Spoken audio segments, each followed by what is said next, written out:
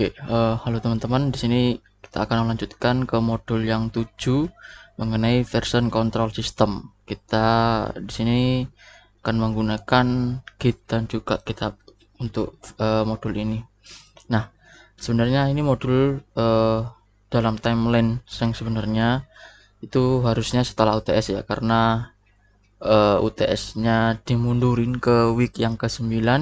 Jadi untuk yang mengisi week ke-8 ini kita akan belajar mengenai Git dan juga GitHub di sini. Oke. Nah, Git dan GitHub ini akan membantu kita untuk mengelola program atau kode program yang akan kita bangun bersama tim. Jadi nanti teman-teman dalam bekerja dalam tim membuat sebuah website, nah bisa memanfaatkan ini agar tidak saling share kodenya itu melalui WA ataupun Telegram dan lain sebagainya. Jadi nanti teman-teman dalam satu kelompok bisa saling terintegrasi kodenya dan pengerjaannya itu melalui GitHub ini. Nah, aku punya sedikit ilustrasi mengenai GitHub ini, penggunaannya gimana. Jadi ini aku ambil dari punyanya Mas Andi M ini penjelasannya. Di mana Git itu adalah version control system yang terdistribusi secara gratis dan open source. Nah, Git ini dirancang untuk menangani semuanya dari proyek skala kecil hingga skala besar dengan kecepatan dan efisiensi yang dijanjikan oleh Git ini. Nah, ini mungkin agak sedikit ngeblur ya gambarannya, mungkin bisa teman-teman perhatikan ketika kita sebelum menggunakan GitHub ataupun Git di sini. Nah, misal ini aku ada punya file skripsi, dimana awalnya dia dinamai dengan nama skripsi. Terus setelah dilakukan bimbingan terhadap dosen gitu ya, dosen pembimbing, nah ternyata ada pembaruan atau ada hal yang perlu diperbaiki untuk menyempurnakan skripsi tersebut. Akhirnya dibuatlah lagi skripsi final. Nah, dia ibaratnya itu diduplikat lalu duplikat name-nya tadi diganti menjadi skripsi final, dan dia tidak menghapus skripsi lama. Takutnya nanti ada hal-hal yang masih diperlukan di skripsi yang awal, versi awal, tapi yang di skripsi baru tidak ada. Nah, begitupun seterusnya, dia setelah di skripsi final ini dia bimbingan lagi, ternyata masih ada salah lagi, diduplikatlah lagi dengan nama skripsi final revisi dan seterusnya sampai yang skripsi final revisi lagi. Ini kan banyak banget ya namanya. Terus ini sebenarnya nggak perlu untuk diduplikat gitu. Sebenarnya kita punya platform yang memudahkan kita itu untuk tidak menduplikat, dan file-file yang tidak berguna ini masih tersimpan. Dan kalau dihapus pun ini kan takutnya masih ada yang penting. Nah, gimana caranya? Nah, Git menawarkan solusi untuk kecepatan dan efisiensi ini. Nah, dimana ketika kita sudah menggunakan Git, kita nggak perlu lagi yang namanya duplikat lagi setelah revisi dan seterusnya sampai final. Nah, kita cuman perlu ini aja. Bisa dilihat ya, ini timelinenya. Nah, ini poin-poinnya, ini revisi yang dibuat. Poin yang pertama, ini file yang pertama, terus diajukan lagi, ternyata ada revisi, terus ini ada revisi lagi, dan seterusnya sampai akhirnya final skripsi.doc ini. Nah, bisa dilihat dia di sini tidak diduplikat tapi ditimpa gitu.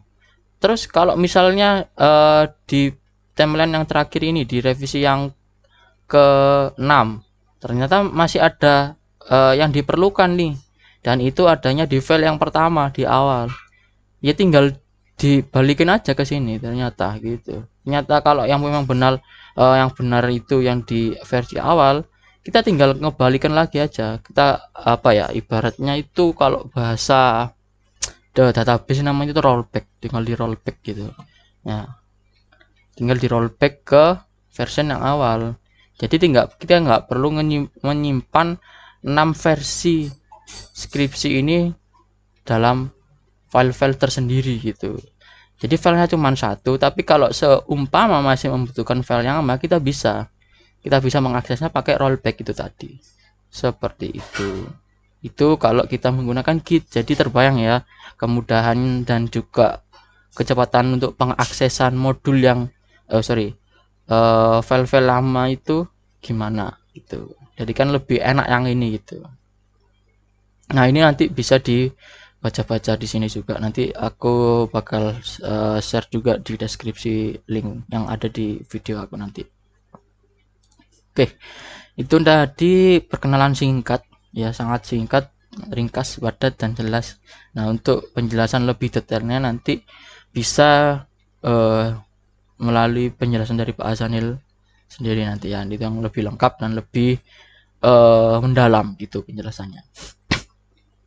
Oke, untuk kita bisa mengakses Git dan juga GitHub ini, Git ya terutama ya, kita harus mengkonfigurasi dan instalasi terlebih dahulu. Nah, teman-teman silakan download installernya Git melalui link ini. Silakan diklik. Nah, nanti aku juga share linknya di deskripsi. Nah, nanti akan muncul seperti ini. Kalian boleh lihat-lihat dulu, baca-baca dokumentasinya, dan bisa dilihat ini ada reference bukunya dan ada video dan lain sebagainya. Itu ini bisa dipelajari untuk dokumentasi resmi dari Git-nya. Nah, untuk downloadnya teman-teman bisa diklik yang ini, download sini. Nah, ini ada beberapa OS ya, ada Mac, ada Windows dan juga ada Linux di sini. Nah, silakan teman-teman dipilih yang Windows untuk yang Windows. Kalau sudah, silakan diinstal. Nanti akan muncul seperti ini. Ntar ya, aku sekalian praktekin. Ini terserah ya, teman-teman bisa pakai yang 32 bit atau yang 64 bit. Kalau aku yang 64 aja nggak apa. Sebentar, kita tunggu downloadnya.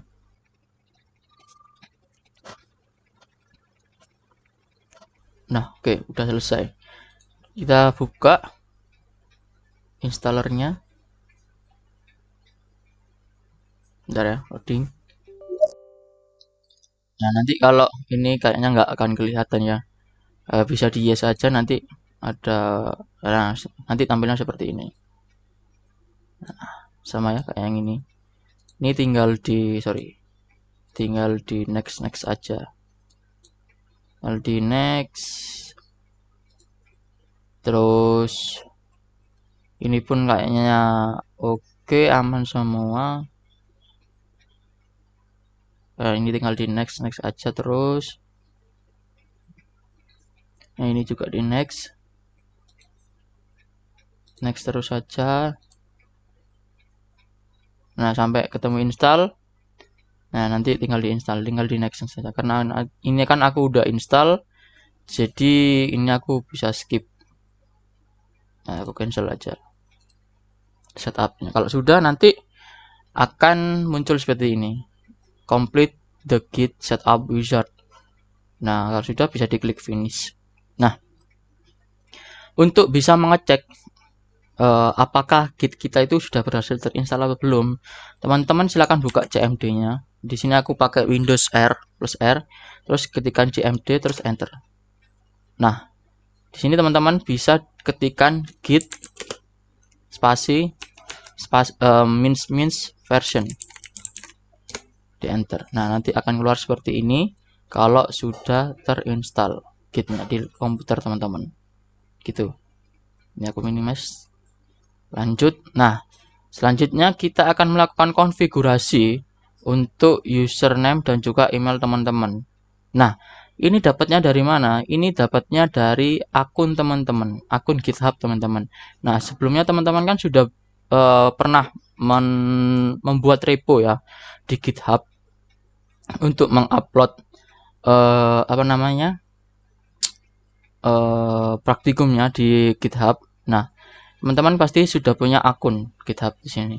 Nah, username-nya kalau bisa dilihat di sini, username itu ambilnya di sini. Nah, ini username teman-teman nanti. Nah, ini kan karena namaku username-nya nama akunku ya, jadi ini bagus CS gitu. Nanti teman-teman pasti beda loh. Terus untuk emailnya itu tergantung dari email yang teman-teman buat. Sebentar, ya coba ada nggak ya?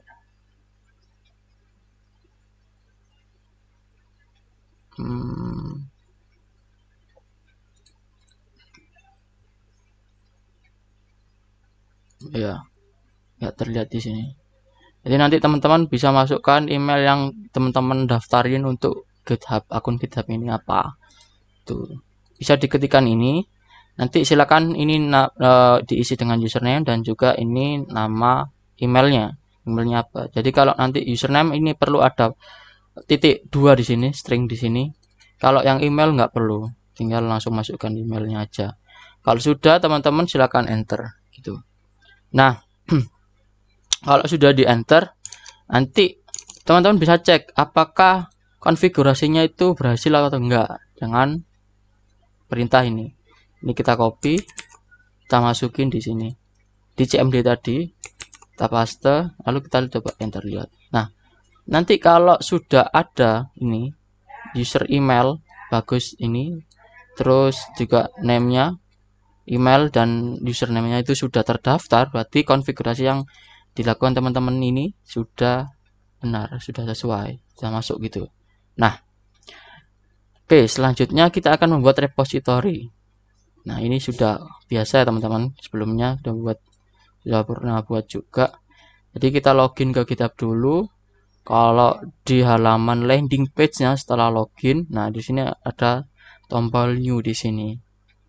Silakan diklik. Nah, di sini untuk membuat repository baru.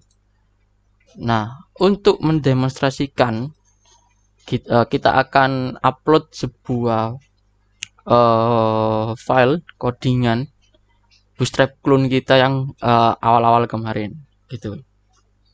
Jadi isi nama repositorinya pakai ini Bootstrap clone ini. Ini kita coba aja. Nah, ini kita coba.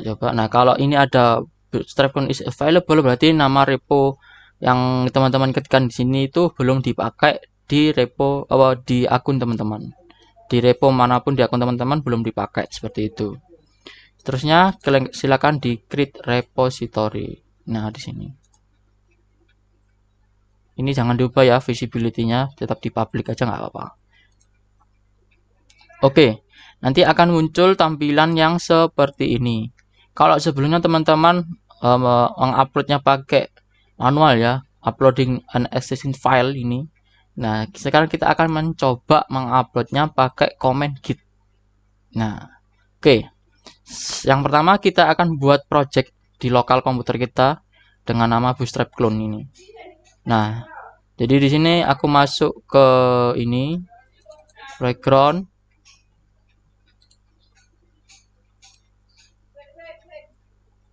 Oke, aku masuk ke playground, terus kita buat sebuah folder baru dengan nama Bootstrap clone.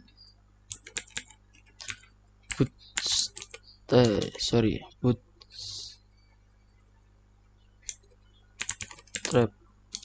clone. Iya, bener nggak ya spellingnya? Oh iya, salah kan? sorry, ini aku copy aja, salah spelling. Sebenarnya nggak masalah sih, biar sama jadi. Nah, oke. Kalau sudah, teman-teman bisa tambahkan file index.html. Nah, di sini ini kita buka ini ya, pakai VS Code ya. Nah, oke. Karena tadi kan teman sudah install Git ya.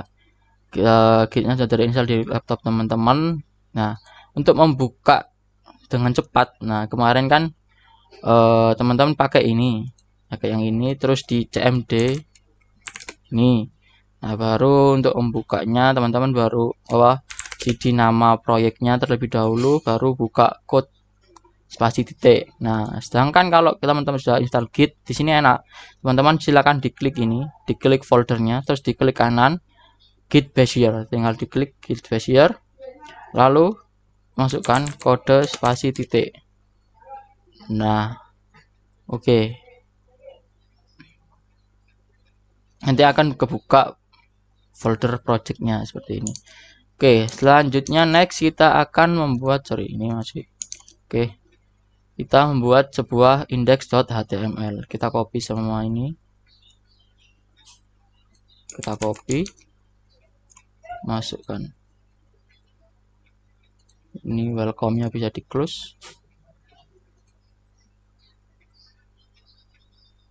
New file index.html.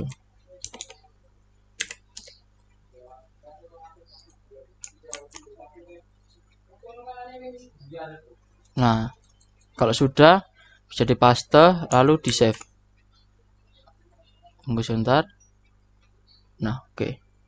Kalau udah tersave sini teman-teman ya. Oke, sebentar. Ini kayaknya terlalu berat. Biar aku close. Ini aku close karena udah dipakai tadi. Nah, selanjutnya kita menambahkan sebuah file dengan nama readme.md pada folder project tadi. Ini kita di sini diklik yang ini new file. Bentar, new file readme.md. Lalu masukkan ini ke dalam readme.md tadi. Oke, masukkan. Nah, kalau ada kuning-kuning seperti ini nggak apa, biarin aja dulu. Nah, kalau sudah, nah braidiernya tadi belum jalan. Oke, kalau ini sudah jalan, udah sedikit rapi-rapi braidiernya. Oke, lanjut kita akan arahkan direktori project pada lokal ke GitHub repository. Nah, silakan teman-teman buka GitHub pada terminal VS Code-nya di mana ya? Ini titik 3 kalau aku, terus ada terminal, terus new terminal. Nah, bentar. Nah, kalau sudah kita arahkan ke sini. Nah, ini ada ini apa panah ke bawah itu sebelah tanda plus. Nah, itu diklik terus pilih yang git base. Bentar, tunggu. Nah, kalau sudah ini bisa di delete yang atasnya tadi terminalnya, tinggalkan yang git base ini. Oke, lanjut kita akan menuliskan git init. Nah, git init ini kita tuliskan di terminal ini, git init. Nah, kalau sudah di enter, nah, kalau sudah terinisialisasi di ini initialize empty git repository in c bla bla bla, berarti ini tandanya sudah berhasil git ini teman-teman. Terus kita langsung, nah kita cek statusnya, git status ini. Nah, coba kita copy,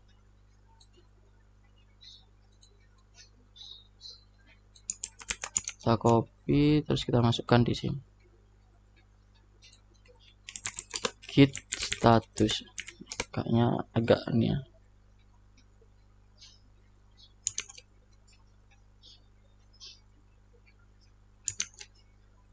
Oke, kenapa ini? Nah, ya benar ya. Ini, nah, dapat dilihat di sini ya. Dua file yang ada di project kita sudah masuk ya, sudah ada, tapi belum ke commit ke repository yang di GitHub kita. Nah, untuk selanjutnya ini ya, nothing add to commit but untracked file present, use git add to track. Nah, selanjutnya kita ini ya, untuk men-track semua perubahan yang terjadi pada directory project, kita gunakan git add spasi titik gitu. Oke. Nah, kita ketikkan git add spasi titik ya, jangan titik, jangan git add lalu titik, tapi ada spasinya, spasi terus titik. Kalau sudah silakan di enter. Nah, kalau sudah selesai, ini sudah selesai ya, nggak ada error atau apapun, berarti oke, aman. Selanjutnya kita akan commit perubahan dengan opsi M, itu menuliskan pesan dari commitnya ini apa. Nah, kita coba ya, git commit min M, terus jangan lupa ada string di sini. Nah, untuk menuliskan pesannya ada string inisialisasi pertama. Nah, terus ditutup juga dengan string, terus di enter. Nah, kalau sudah ini sudah ada tulisan seperti ini, berarti commit teman-teman dan pesan teman-teman sudah berhasil. Nah, selanjutnya kita akan periksa branch apa aja yang ada di repository kita. Nah, untuk penjelasannya branch sendiri itu nanti teman-teman bisa dijelasin di tutorialnya, di penjelasannya Pak Azanil situ, nanti pasti akan dijelaskan apa itu branch dan repository dan bla bla bla segala macam, itu lebih detail. Nah, kalau dari aku penjelasan singkatku, branch ini nanti digunakan untuk teman-teman untuk saling berkolaborasi. Jadi antar antar developer atau antar teman ya, kalau kita asumsikan di kelompok itu harus memiliki branch sendiri-sendiri. Jadi nanti satu pekerjaan dari si A dan si B itu nggak tercampur secara langsung. Nah, untuk mencampurnya gimana? Nah, itu kita buat sebuah main branch atau branch utama. Nah, di mana branch utama ini sudah dibuatkan oleh si GitHub ketika kita membuat sebuah repository. Nah, namanya apa? Nah, namanya ini master. Kalau di aku namanya master. Nanti kalau teman-teman pasti beda namanya. Nah, karena aku ada konfigurasi di mana si nama branch utamanya aku ganti. Sebenarnya kan main. Nah, diganti menjadi master ini. Gitu.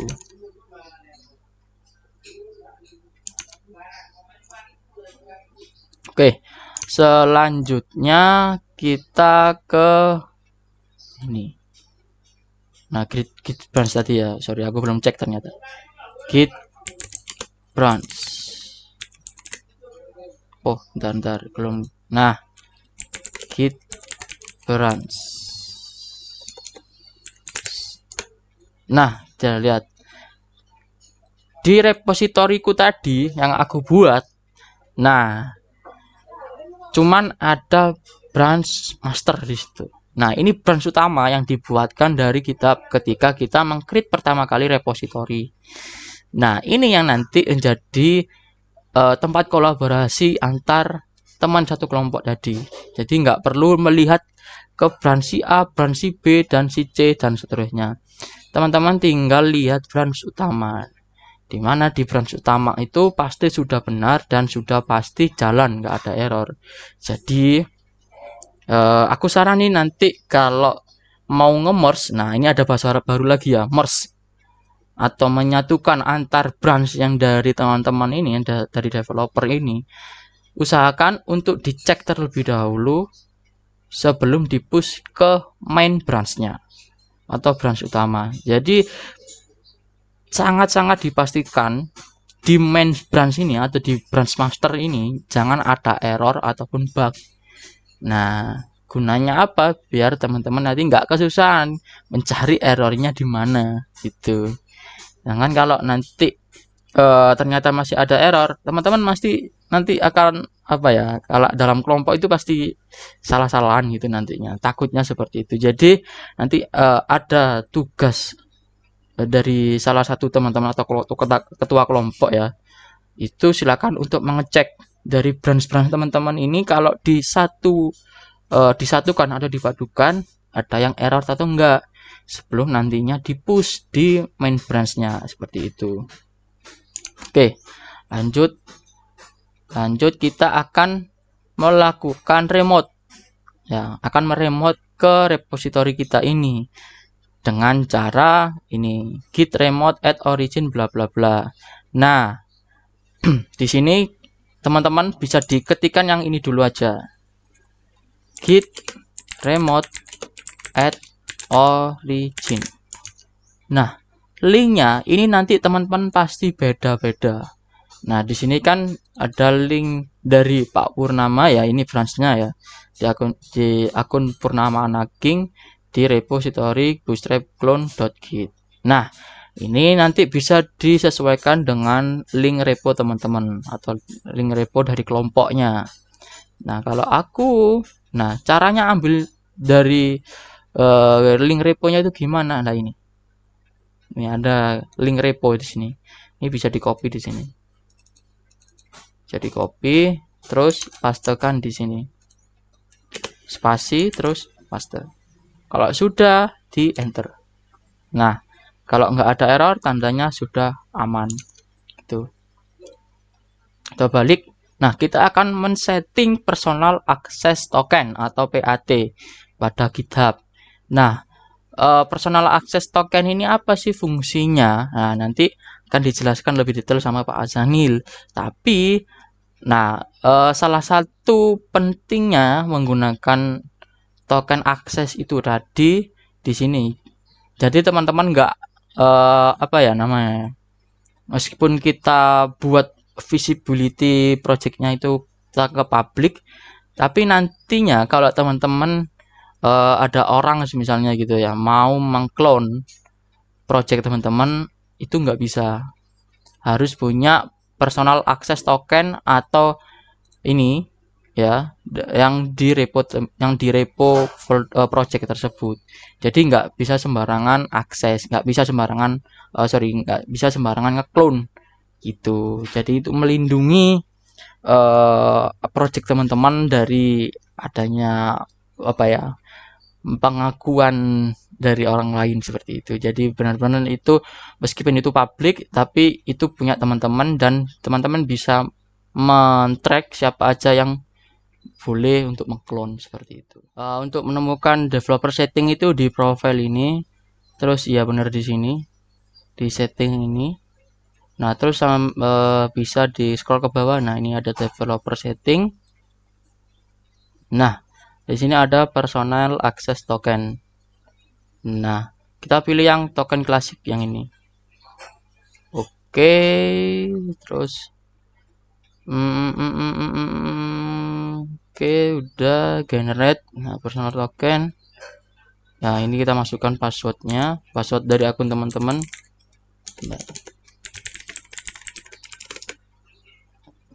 Oke, nah node-nya ini terserah ya, clone security account misal. Nah expiry-nya bisa 30. Nah 30 hari, terus tentang semua pada bagian select scope. Select scope-nya kita centang semua.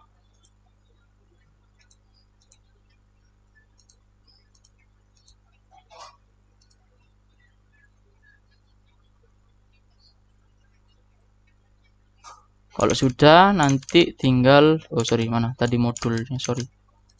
Kalau sudah tinggal di generate token. Nah, kalau sudah tinggal di generate token dan simpan token yang sudah di-generate nanti akan digunakan jika diminta melakukan git push. Nah, gitu. Jadi ketika git push teman-teman tokennya jangan dibuang. Bentar. Ini aku buat 7 hari aja ya.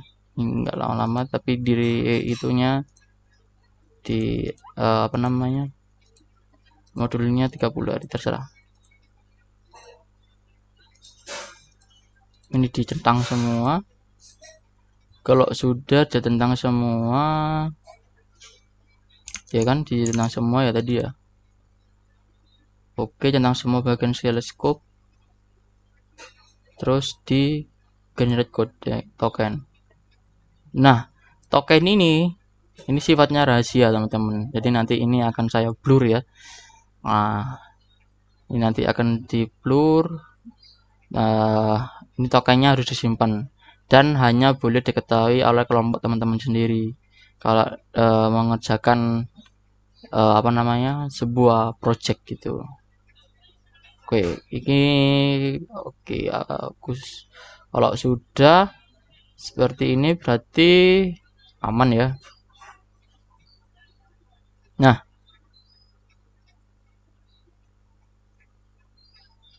kalau sudah kita kembali ke sini ke nama VS Code-nya, terus kita masukkan perintah ini git push origin master, paste kan.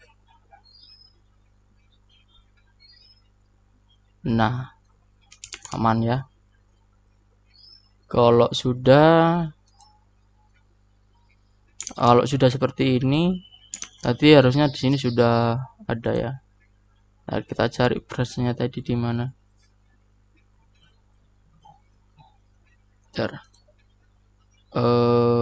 Bootstrap. Nah, yang ini.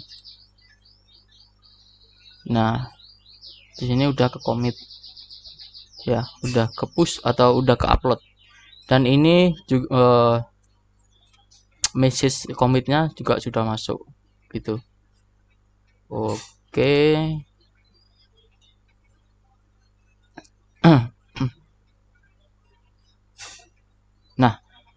Nah ini kita akan mengclone bootstrap tadi, bootstrap clone tadi yang ada di lokal, yang di GitHub, kita akan clone di lokal kita. Nah, untuk itu kita hapus dulu yang ini, kita hapus dulu projectnya. Ntar ini aku close, ini aku hapus, ntar. Oke, klik kanan terus jadi hapus, delete. Oke, kalau udah kita kembali ke sini, udah hapus, kemudian clone kembali project tersebut ke lokal. Nah, caranya gimana? Nah, di sini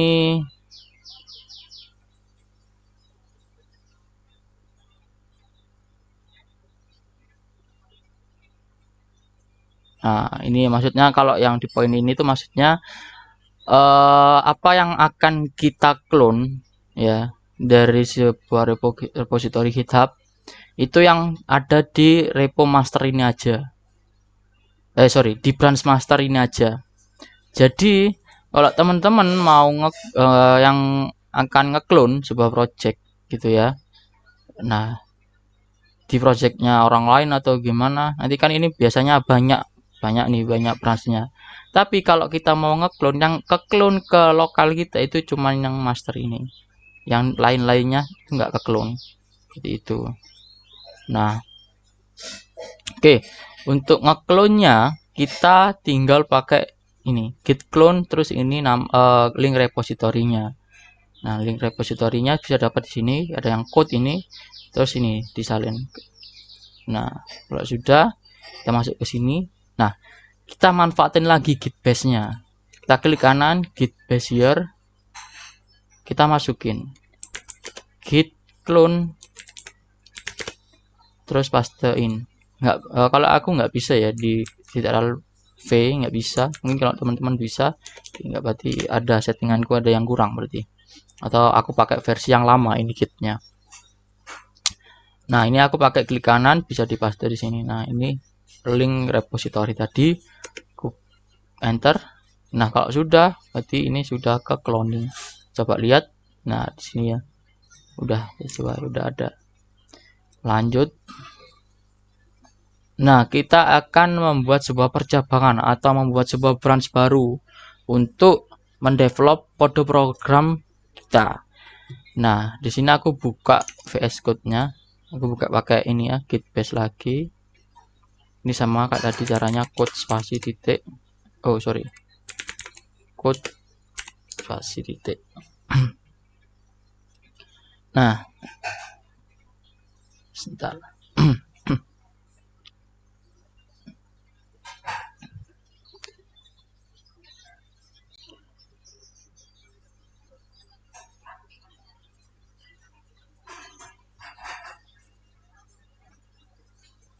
Oke, kalau sudah terbuka, nah ini tadi ya, ini udah kita clone tadi yang udah yang baru ya, dan ini sudah sesuai apa yang kita upload tadi yang di awal ya. Oke, kita kembali ke ini. Nah, kita akan membuat sebuah branch baru dengan nama branchnya develop. Nah, ini kita copy, kita buka terminal,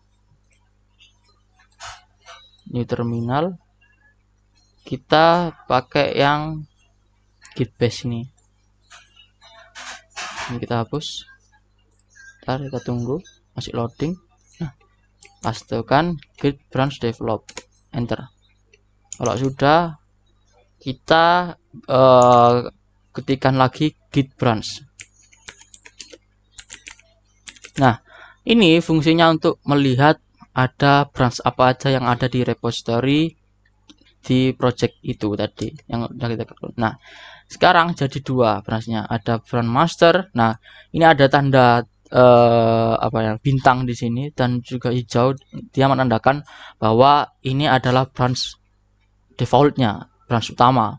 Nah, kan ini branch develop yang baru kita buat tadi untuk masa pengkodingan.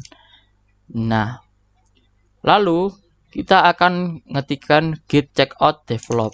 Nah, jadi selama masa pengkodingan kita harus masuk ke branch yang sudah kita buat tadi, branch develop. Jangan merubah atau mempush perubahan di branch master ini, kecuali nanti si ketuanya atau si siapalah perwakilan salah satu untuk mengecek. Agar apa? Agar nanti nggak ada crash kodenya antar developer gitu. Jadi kita harus check out atau keluar dari branch master ini dan pindah ke branch develop. Nah, coba pindahnya pakai perintah dari git checkout develop. Nah, ini develop ini sesuai dengan nama branch yang udah kita buat tadi. Enter. Nah, ada tulisan switch to branch develop dan di sini juga sudah berubah develop. Gitu. Oke. Nah, lalu kita akan membuat perubahan. Nah, ini perubahan yang di awal-awal kita nge-clone Bootstrap ya, biar cepat. Nah, ntar aku langsung ke sini. Nah, ntar biar cepat aku akan mengcopy. Sebenarnya aku sudah nge-clone. Nah, ini aku copy semua. Aku masukin di sini. Nah, aku replace. Coba aku lihat. Nah, harusnya ada tanda hijau dan juga ada tanda kuning. Dimana kalau tanda yang kuning ini M ya, ada tulisan M. Ini ada tulisan modified. Nah, berarti file ini telah diubah. Dengan kalau yang hijau ini ada file baru gitu.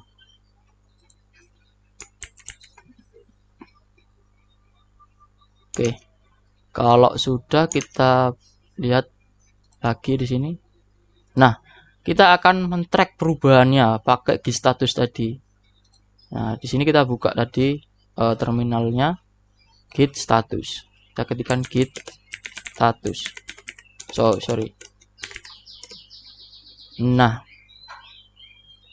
ada modified pada file HTML dan juga ada baru folder baru dengan nama asset. Bla bla bla, ini banyak. Kalau ada assets terus ada strip, berarti di dalamnya ada folder yang lain atau file-file yang lain seperti itu. Nah, untuk melakukan perubahan kita akan menggunakan git add tadi. Untuk menyimpan perubahan kita ketikkan git add spasi titik. Ingat ya, git add spasi titik, jangan salah. Oke, kalau udah, nah nggak ada error, berarti aman ya. Terus kita masukkan commit yang ini. Nah, git commit min m. Nah, ingat ya, min m ini maksudnya untuk message-nya atau pesan dari commitnya itu apa. Misal aku masukin tadi finalisasi clone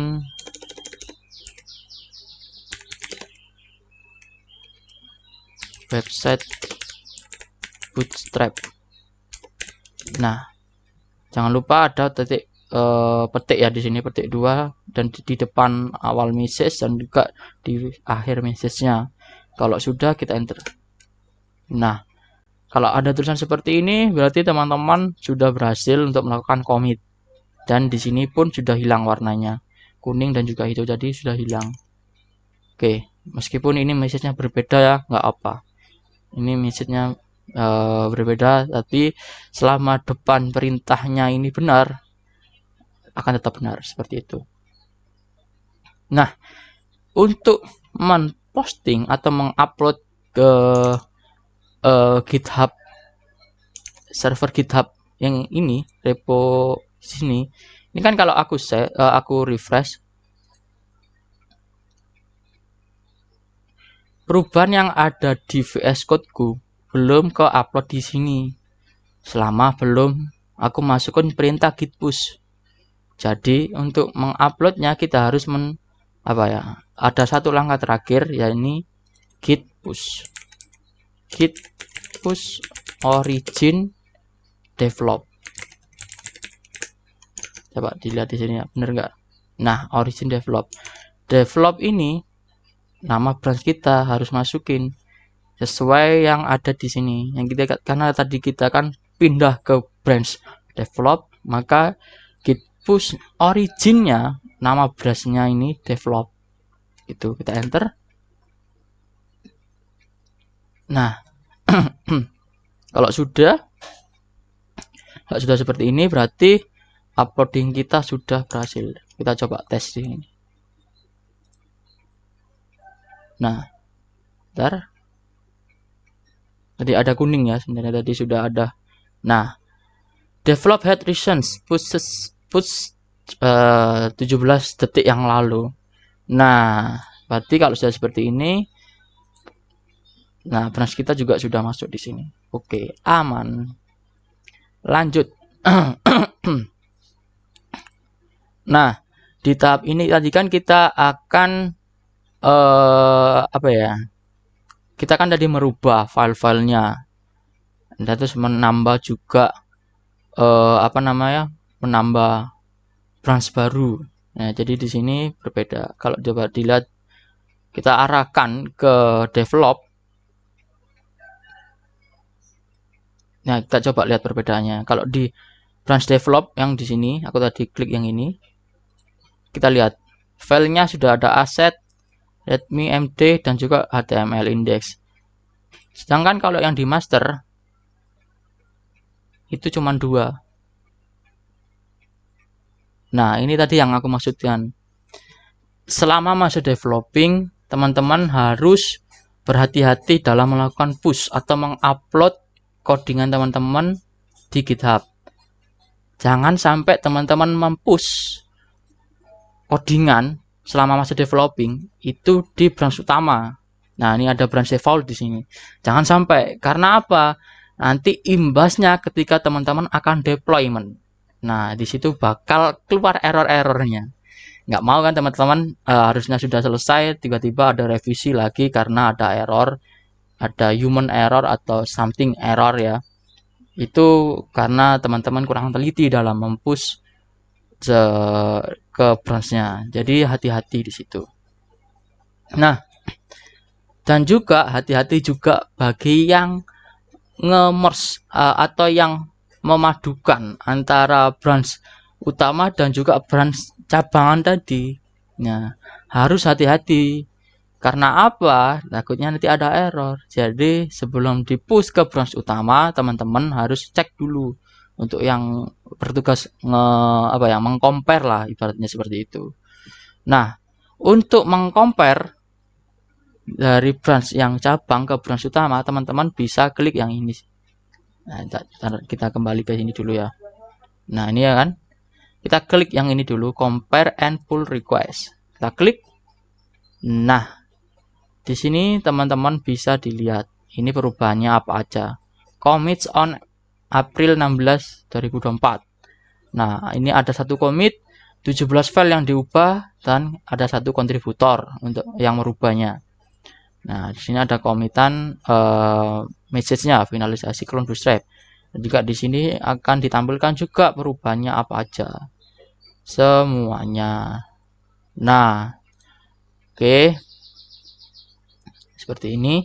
Kalau dirasa sudah benar, dirasa udah oke nih, aman, nggak ada error atau bug, bisa dimasukkan. Di sini sebenarnya opsional ya, bisa diisi atau enggak masalah. Langsung create pull request aja nggak apa-apa. Tapi kalau di sini di modul diisi di sini untuk apa ya, pesan aja gitu, pesan kalau ini sudah dicek dan tidak ada error. Nah, kalau sudah bisa di ini klik create pull request, diklik. Nah, oke. Oke, kalau sudah seperti ini ya, tandanya sudah apa ya, belum masuk ke branch utama tapi sudah diajukan untuk bisa segera di apa ya, di review. Nah, bisa segera di review. Coba kita lihat lagi ya. Nah, di master kan belum ada nih, tapi ada ada pull request. Nah, ini nanti penjelasannya pull request ini apa nanti di Pak Azan ya, penjelasannya lebih lengkapnya. Pokoknya kalau dari aku singkatnya, pull request ini untuk mengajukan bahwa codingan kita atau kerjaan kita sudah selesai dan bisa segera dimasukkan ke branch utama. Nah, di sini fungsi ketua tadi atau si penanggung jawab branch utama bisa dilihat di sini. Apa aja yang di-commit di sini, apa aja yang dirubah di sini. Nah, bisa dilihat dulu, bisa dicek dulu sebelum nantinya di request. Di apa ya, di merge itu. Nah, di merge pull request gitu. Oke. Nah, pada tahap ini remote branch master telah memiliki kode. Nah, bentar, itu belum ya, karena kita belum ngeklik yang ini pull request. Jadi nanti setelah diajukan dulu diajukan pull request oleh si developer, nah nanti ketuanya atau pimpinan atau penanggung jawab branch utama silakan di review terlebih dahulu dengan detail dan juga jangan sampai ada yang kelewat. Kalau sudah dirasa benar nggak ada error, silakan diklik merge pull request di sini. Nah, silakan confirm merge. Sudah seperti ini, di confirm merge. Merging, sebentar. Nah, pull request successful merged and close. Berarti sudah merge dengan branch utama. Kita coba lihat di sini. Nah, ini ya. Bisa dilihat ini di branch utama, di master. Sudah ada aset dan juga sudah ada perubahan ini. Finalisasi clone website bootstrap. Dan ini dilakukannya 8 menit yang lalu. Berarti yang terbaru berarti ya. Oke, kalau sudah seperti itu tandanya sudah selesai untuk memers ya, memers ke apa ya, meng-compare ke branch utama seperti itu. Oke, lanjut. Di sini ada satu lagi. Ini kita akan mengambil kode program terbaru dari remote GitHub repository. Nah, oke. Nah, ini maksudnya gini, semisal aku punya lebih dari satu branch cabang. Nah, pekerjaanku ketika sudah selesai itu nantinya akan di-clone, di-pull oleh si developer yang kedua. Nah, itu pakai perintah yang namanya pull di sini. Nah, caranya gimana teman-teman? Bisa check out ya. Kan di lokal ini di lokal kita masih di develop ya. Kita check out lagi ke master. Git check out. terus masukkan nama branchnya master. Nah, dilihat di lokalku di sini cuman ada 2 file. File aset tadi belum masuk, dan juga si index.html ini masih commit yang pertama aku tadi yang masih kosongan. Nah, untuk memasukkan commitan tadi yang udah aku pull request ya, yang udah ada di sini. Nah, kita akan memasukkan perintah yang namanya git pull origin master. Nah, kita git pull origin master. Nah, master ini nama branch utama kita yang akan kita pull ke branch ini. Nah, berhubung tadi udah aku upload, udah aku merge ke master, jadi aku tinggal nge-pull aja dari branch master seperti itu. Jadi tinggal di enter seperti ini. Nah, bisa dilihat perubahannya sudah masuk, sudah terubah. Ini sudah ada file aset, folder aset, dan juga file HTML index HTML sudah berubah seperti itu. Nah, oke, itu tadi mengenai Git ya. Jadi pesanku teman-teman, kalau nanti teman-teman bekerja secara tim, hati-hati dalam compare atau merge dari branch cabang ke branch utama. Itu hati-hati banget, karena nanti satu aja ada yang salah, bisa terjadi kesalahan yang global. Misal di developer A developer A udah nge-push, terus si penanggung jawab developer utama nggak memeriksa secara detail, ternyata ada error, terus di pull oleh developer B, terus ada error yang ditemukan. Nah, itu akan menghambat pengerjaan teman-teman gitu. Jadi harus hati-hati dalam mempush ataupun mempull sebuah branch gitu. Saranku teman-teman harus benar-benar hati-hati dalam menggunakan version control ini. Hati-hati bukan dalam konotasi negatif ya, bukan berarti ini jelek, enggak. Teman-teman harus berhati-hati karena nanti takutnya salah, teman-teman salah memasukkan perintah seperti itu. Ada baiknya teman-teman membaca dokumentasi di Git ini tadi kan di awal tadi ada. Nah, ini ada dokumentasinya ya, dan juga ada video-videonya di sini. Nah, ini bisa dibaca-baca terlebih dahulu gitu.